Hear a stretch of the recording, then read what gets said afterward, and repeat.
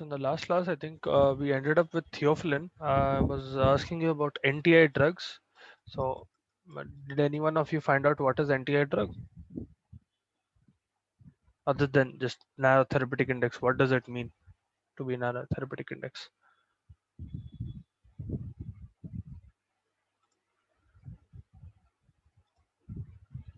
All right. So narrow therapeutic drugs, narrow therapeutic index drugs are those which have a very small therapeutic index. Now, therapeutic index itself is the range in which you can give the dose of the drug. Essentially, the difference between the minimum toxic dose and the minimum therapeutic dose.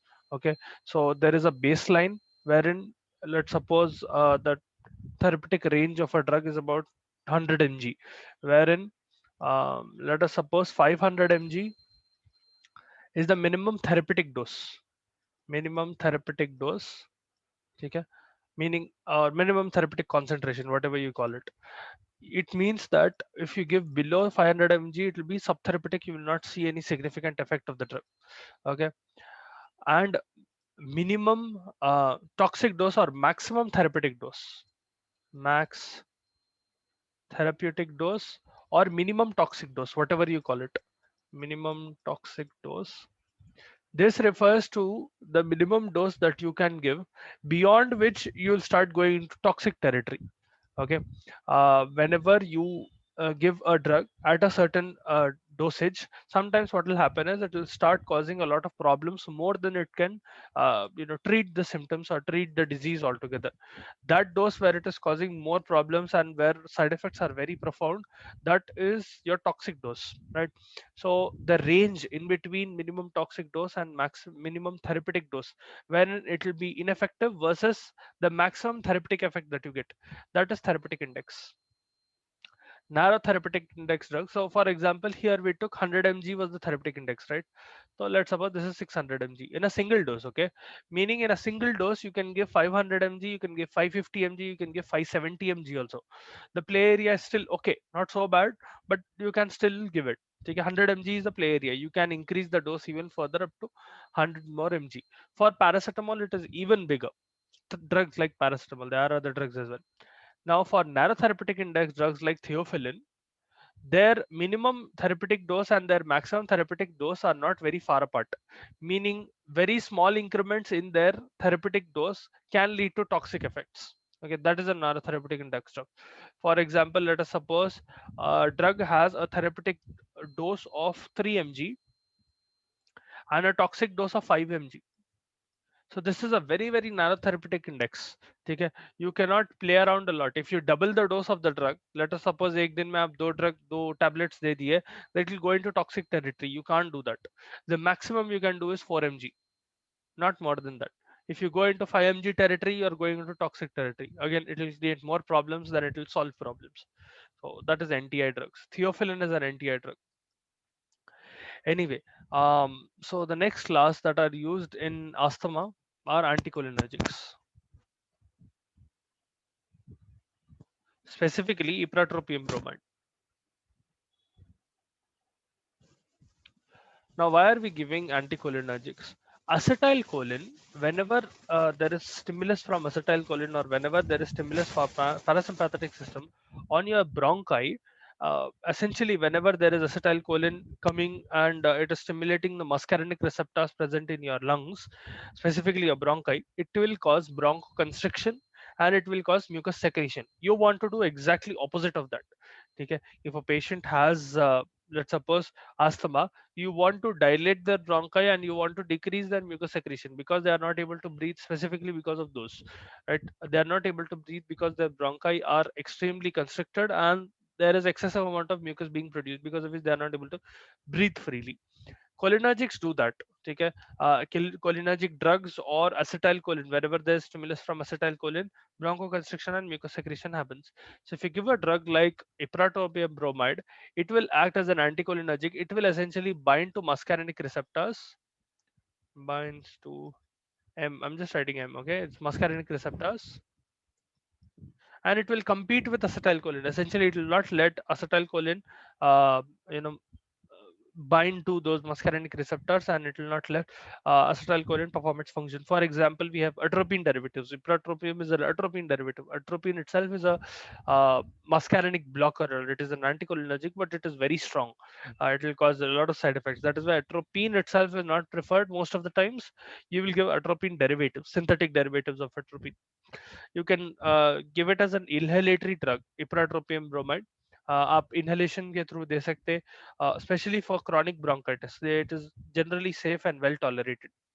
uh, you can give this drug with this thing as well, salbutamol, especially if a patient is having acute asthma. Let us suppose they are having an acute attack of asthma where they are, not able to breathe immediately, and you have to transfer them to a hospital.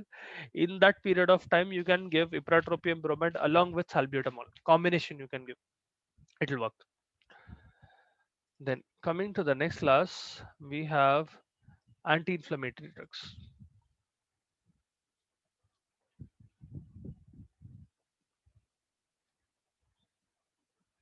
Here we are specifically trying to target inflammation. Now, यहाँ पर it does not exactly deal with bronchodilation. ठीक है, I told you in the last class, when treating asthma, there are two basic ways you can treat it.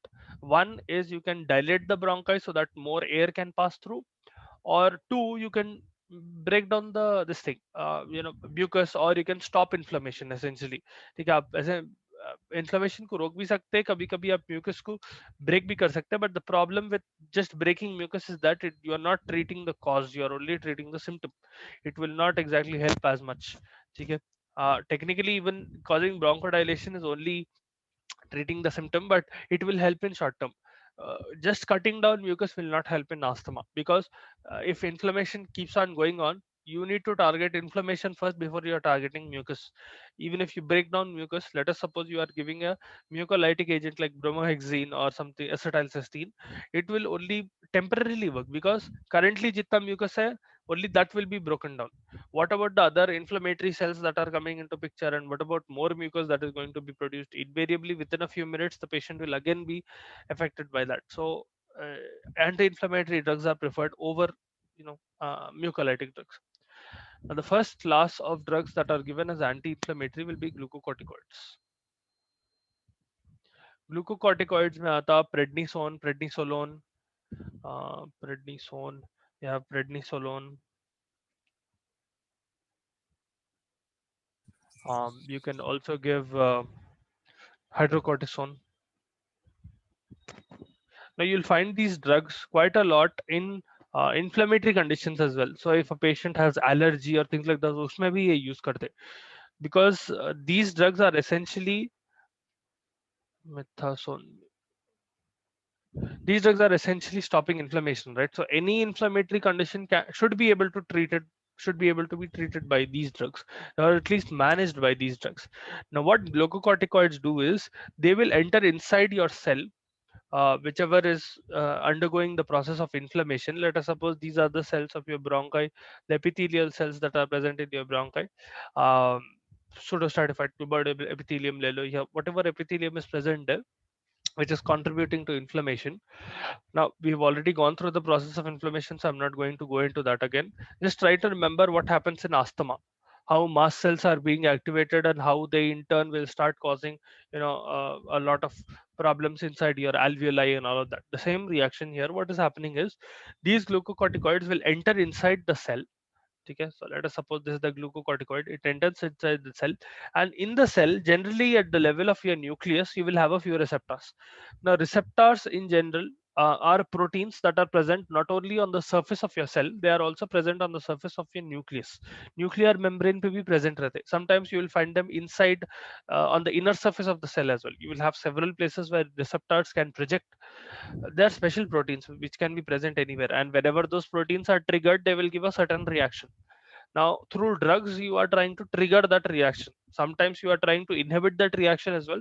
Sometimes you are trying to trigger that reaction. With respect to glucocorticoids, what you do is when you give glucocorticoids, they will bind to special receptor called steroid receptors.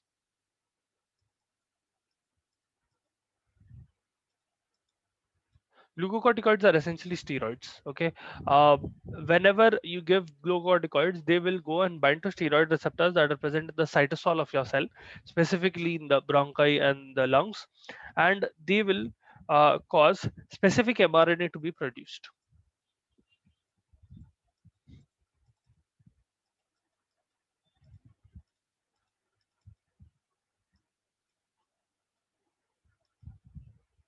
Now, what is the function of the specific mRNA? If you remember, in inflammation, I told you there are a lot of inflammatory mediators, in the sense that a lot of chemicals will come into picture that will help prolong and proliferate inflammation, because inflammation is not a single process. Multiple chemicals are being involved and multiple mechanisms are being involved, where a lot of cells will come together, a lot of inflammatory mediators are released, and it is like a cascade reaction. One will trigger the other will trigger another fellow, and it will keep on growing till proper inflammation occurs. This specific mRNA which is being produced because of glucocorticoids, it will inhibit those chemical mediators. Okay. Specifically, what it will do is it will do several functions. It will decrease cytokine synthesis.